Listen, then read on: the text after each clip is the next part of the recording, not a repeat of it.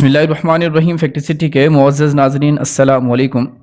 دوستو، انسانوں اور جانوروں کے مابین محبت اور پیار کا رشتہ کوئی انوکھی بات نہیں، مگر اس محبت کا انجام بعض اوقات انوکھا ہی ہوا کرتا ہے، اور کچھ ایسا ہو جاتا ہے جسے انسانی عقل تسلیم کرنے سے عاری ہو جاتی ہے۔ جیسے کہ کسی ریچھ کا مالک فوت ہو جائے اور وہ ریچھ اپنے اس مالک کو سالوں بعد بھی نہ بھولا ہو، اور پھر قبرستان سے اپنے مالک کی قبر کو ڈھونڈ نکالنے میں کامیاب ہو جائے۔ پھر اس ریچھ نے قبر پر کچھ ایسا کر دیا جو شاید کوئی انسان بھی نہ کر سکتا تھا۔ آپ نے مشاہدہ کیا ہوگا کہ ہمارے گاؤں کے رہنے والے لوگ، خاص طور پر جوان طبقہ، آنکھوں میں خواب لیے شہروں کا رخ اختیار کرتے ہیں۔ نتیجتاً گاؤں ویران ہو گئے، اور اگر کہیں آباد بھی ہوں تو محض بوڑھے بزرگوں کی بدولت یہ ممکن ہے۔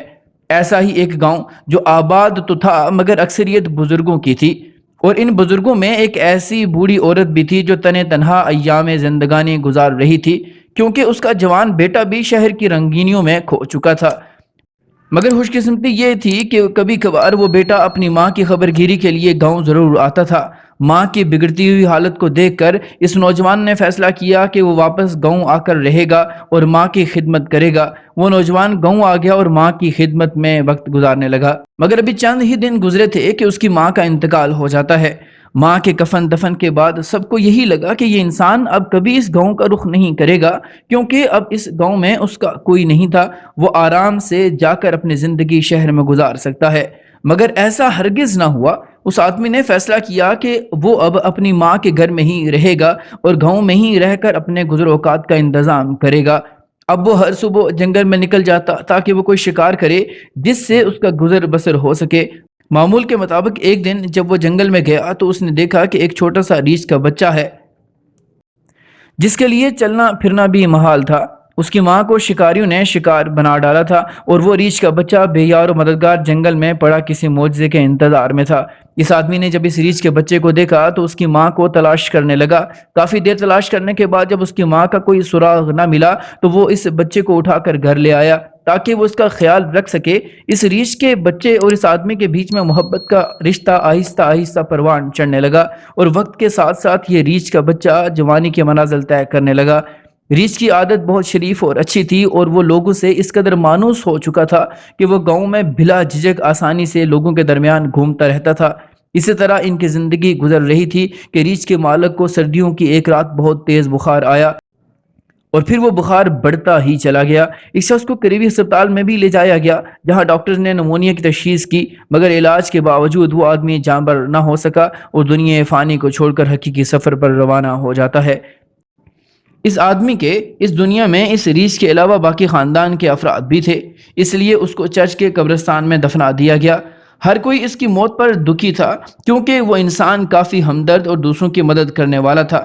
گاؤں کے لوگ ریچھ کے بارے میں بھی کافی پریشان تھے کہ آخر اب اس کا کیا ہوگا، کیونکہ ریچھ بچپن سے ہی اس گھر میں اپنے مالک کے ساتھ رہ رہا تھا، اور وہ یہ نہیں جانتا تھا کہ جنگل میں زندگی کیسے گزاری جاتی ہے۔ کوئی نہیں جانتا تھا کہ اس بڑے سے جنگلی جانور کا خیال کون رکھے گا۔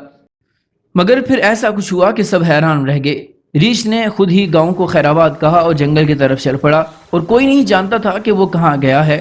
وقت گزرا اور لوگ اس واقعے کو بھول چکے تھے، اور پھر اسی طرح اسی گاؤں میں ایک اور آدمی کا انتقال ہوا، اور اسے بھی اسی قبرستان میں دفنا دیا گیا جہاں ریچھ کے مالک کو دفنایا گیا تھا۔ لوگ جب اس انسان کو وہاں دفنانے گئے تو انہوں نے اس آدمی کی جب قبر دیکھی تو انہیں ایسا لگا کہ جیسے اس قبر پر روز کوئی آتا ہو اور پھر اس جگہ کا خیال رکھ رہا ہو۔ گاؤں کے لوگ یہ جانتے تھے کہ اس قبر والے انسان کی قبر کا دنیا میں خیال رکھنے والا کوئی نہیں، مگر پھر بھی ہر روز اس کی قبر پر کوئی آتا ہے۔ وہ یہ دیکھ کر کافی حیران ہوئے اور پتہ کرنے کی کوشش کرنے لگے کہ آخر ایسا کون ہے۔ لوگوں نے ایک پورا دن وہاں ایک درخت کے پیچھے انتظار کیا تاکہ وہ دیکھ سکیں کہ کون ہے جو ہر روز اس قبر پر آتا ہے۔ انتظار کی گھڑیاں ختم ہوئیں۔ انہوں نے جب دیکھا تو ان کی آنکھیں حیرت کے مارے پھٹی کی پھٹی رہ گئیں۔ انہوں نے دیکھا کہ یہ کوئی انسان نہیں تھا بلکہ وہی ریچھ تھا جو ہر روز اپنے مالک کی قبر پر آتا تھا، اور ساتھ ہی یہ مشاہدہ بھی کیا کہ یہ ریچھ قبر پر آ کر کافی دیر بیٹھا رہتا ہے اور اس کی آنکھوں سے لگاتار آنسو بہہ رہے تھے۔ یہ دیکھ کر وہاں موجود سخت سے سخت دل انسان پگھل گیا اور سب کی آنکھوں میں آنسو آ گئے۔ انہوں نے یہ بھی دیکھا کہ یہ جانور کافی لمبے وقت تک اسی قبر کے پاس بیٹھا رہتا ہے، اور اس سارے وقت میں وہ کافی کمزور بھی ہو چکا تھا۔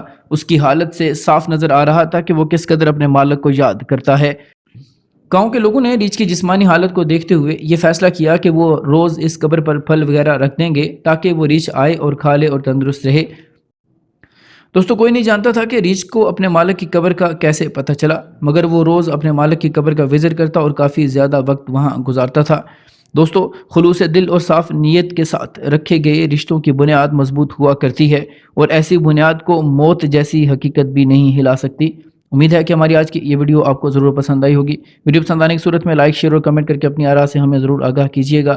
ملتے ہیں اگلی ویڈیو میں کسی نئے ٹاپک کے ساتھ، تب تک اپنا اور اپنے سے منسلک تمام لوگوں کا خوب خیال رکھیے گا۔ فی امان اللہ۔